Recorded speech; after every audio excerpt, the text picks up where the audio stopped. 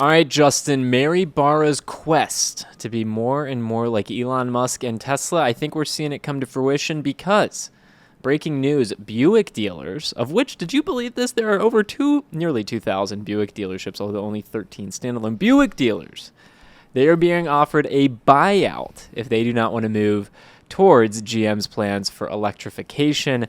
Is Buick competing with Tesla? Is Mary Barra becoming Elon Musk? What is going on, Justin?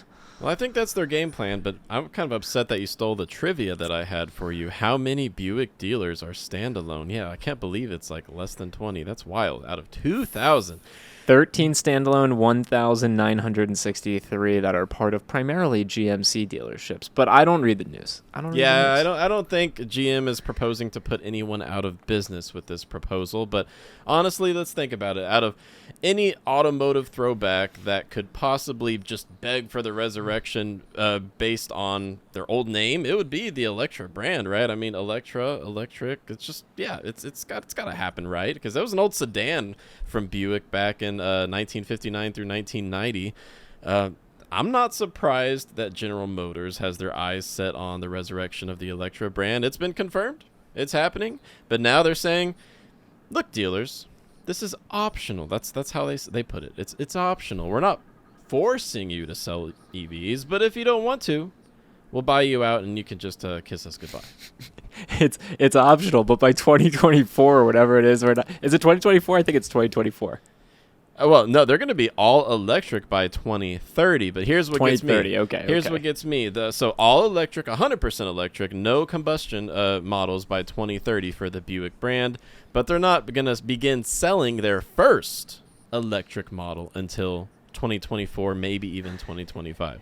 That's a pretty quick transition. Reminds me of what Stellantis appears to be doing, but yeah, it's pretty wild. So dealers, you have an option here. You can stick around, but then you're going to be out of business by 2030, or you can invest in all of these different upgrades and changes that we're going to be doing, which I imagine would probably look similar to what Ford is requiring with their Model E. Like, would you be surprised if Buick does not mandate no inventory, the price is the price, and amongst all the other changes that they're going to bring in terms of the investments needed on the facilities to facilitate the sale of EVs and charging and whatnot, like, GM's got to follow Ford's footsteps here, don't they? Yeah, GM's got to follow Ford. Ford's got to follow Tesla. Yeah, Elon Musk must be feeling pretty nice right now. Yeah, changing the whole industry, aren't they? It really looks like they're laying the groundwork for direct-to-consumer sales. We got to keep in mind, though, that at least 17 states here in the US of A currently outlaw direct-to-consumer sales. There are workarounds, and this is how the big legacy automakers are attempting to lay the groundwork for their future workarounds. I mean, Ford has said pretty outright that they plan on offering electric vehicles at a set price. So assuming without dealer markups, who knows how high those MSRPs will go. GM has not quite said that yet, but this might be step one of getting there. Wondering what your car's worth? Get a free valuation at YAA. It's just a click away. This was my conspiracy theory that I pitched to my dad over on I have the one Ray or too. Zach channel or the YAA channel. All right, my conspiracy theory first, then yours. I think the reason they're going towards the Electra brand name, A, good brand name to sell electric vehicles. I get that. But B, I wouldn't be surprised if they set up some new corporate entity that has never sold cars in in any state before, and now they're selling the cars directly to consumer through that corporate entity because there's carve-out rules in so many of the state legislatures that allow companies like Tesla and Rivian and Lucid to sell directly to consumers because they never had sold a previous vehicle in that state. I wouldn't be surprised if you start seeing Electra showrooms pop up, and they are able to fulfill orders in some states.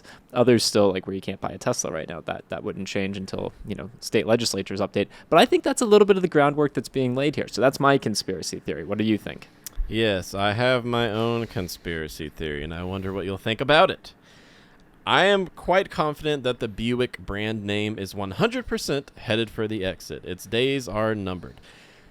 These will all be Electra-branded EVs. Well, GM has already said that the EVs will gain the Electra name and an alphanumeric model number, so I guess the Electra E1 might be a thing pretty soon, and that Buick would be reserved for the combustion powertrains, right? So it's pretty clear. They haven't said it, but the Buick brand name is headed out the door. And why might this be a good business decision for General Motors? Well, Because Buick customers are also going out the door. Sorry, Dad. Sorry. I'm not even gonna go that far, Zach.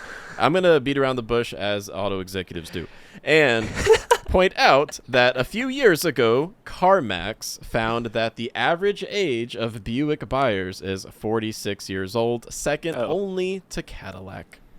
Okay. I thought it would have been higher, but I guess the way averages work, I mean, you've got some 80s, you got some 40s, and yeah. Okay, well, 80s and 40s, that'd at least be 60, which is where I was thinking of that. But I agree with you. I think the Buick brand name's going away, and I think the reason they're going to Electra, again, great name to sell EVs, even better, new corporate entity to set up that can actually sell direct to consumer. Do we have anything of interest, just to touch on it a bit briefly, with Buick's upcoming electric vehicles that are coming to market? Any like initial insights from your end, Justin, thoughts that you have for the brand moving forward? Yeah, a teeny tiny bit, but I still think it's worth mentioning. We know that the Electra brand will, of course, be powered by the Ultium battery platform, which is great, in my opinion, because that is capable of ultra-fast charging. We're talking like 20, no more than 30-minute charge times for a crossover-sized vehicle. We know that they are going to be all crossover or SUV class vehicles, no sedans. Buick has said that.